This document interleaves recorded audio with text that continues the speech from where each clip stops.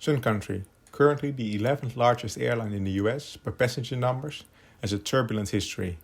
In their 40 years of operations, the airline filed for bankruptcy not once but twice and has seen many different owners. So what is Sun Country for an airline? How did they survive 2 bankruptcies and what will their future look like? Let's talk aviation. If you enjoyed this video, remember to like and subscribe. This really helps the channel grow and makes it easier for others to find. The airline dates back to the early 1980s. In 1982, another airline, Braniff International, ceased to exist. A couple of their pilots, together with other staff, got together to create a new airline, Sun Country.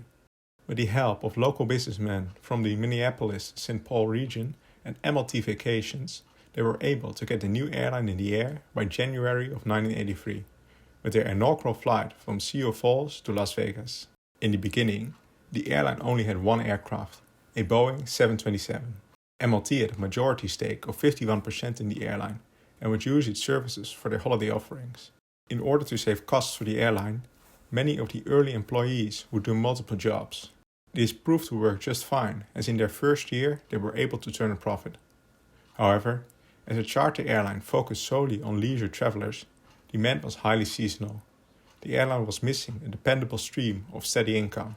In the years that followed, the airline expanded its network and fleet, acquiring some more 727s. They even made some deals with a British carrier to lease their planes for the winter, where demand in Europe was low. Nonetheless, with the rise of low-cost carriers, it became increasingly more difficult for the airline to keep its head above the water. Some of the owners thought it was best to sell the airline, and in 1985, Northwest Airlines offered $5.5 million. This was not enough for some of the owners, as they rejected the offer. 3 years later, the airline was eventually sold to a banker from the Minnesota-Wisconsin area. By 1991, the airline had a revenue of over $100 million, primarily thanks to the steep rise in demand for military charters for the Gulf War. As one of the largest charter airlines of the US, the future looked bright for Sun Country. Nonetheless, there was trouble ahead. Northwest Airlines, here they are again, was the owner of some of the planes Sun Country had leased. But more importantly, they were also the owner of the hangar Sun Country operated from. In an attempt to start its own charter airline, Northwest decided not to renew the leases, and this meant that Sun Country had just lost a part of its fleet, its hangar, and gained a competitor. In the winter of 1996 and 97, problems were rising for the airline. One of its main clients, MLT, the original majority shareholder, opted to move away from charter flights for its holidays. Sun Country lost 13% of its revenue. The following spring, Bill LaMacchia Sr., an entrepreneur from Milwaukee, bought 75% of the airline for $41 million. He believed he could turn the airline around and make it profitable again. One of the ways he hoped to achieve this ambitious goal was by offering flights directly to the customer. A shift in the business model of Sun Country that had mostly relied upon business-to-business deals with large tour operators. The next year, LaMacchia confidently bought the rest of the airline after a loss of $11.7 million. For years, the airline had been competing with the larger and richer Northwest Airlines. Knowing that Sun Country couldn't compete on price or number of destinations, they shifted their focus towards offering better service. Part of this process was to renew its fleet, and in the beginning of 2001, they got their first 737-800s, one of the newest planes on the market at the time. However, the airline was playing a losing game.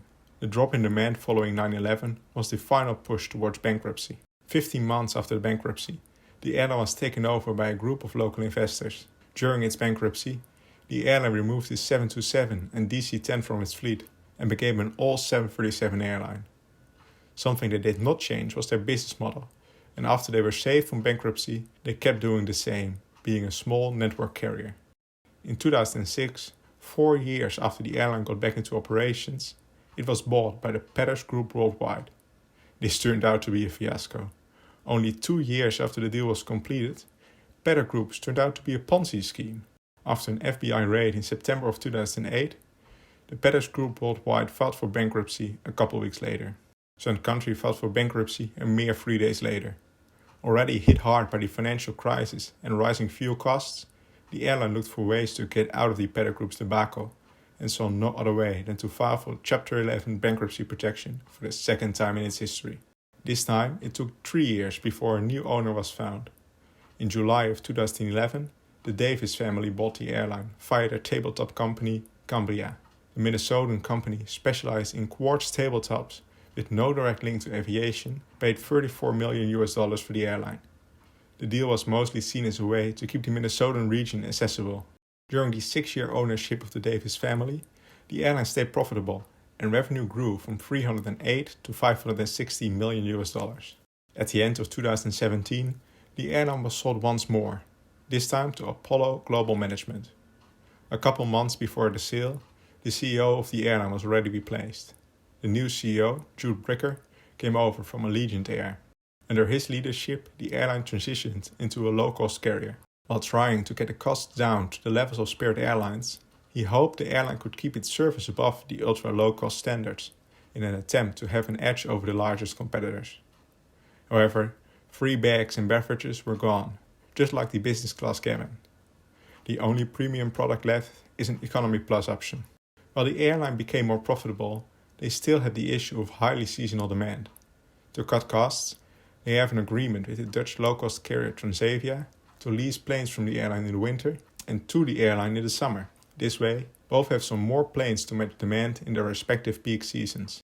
Next to these ways to cut costs, they recently also added another revenue stream, cargo. In 2019, Amazon bought a minority stake in the airline, which would now operate cargo flights under the Amazon Air brand, giving the e-commerce giant more capacity and the airline a steady income stream.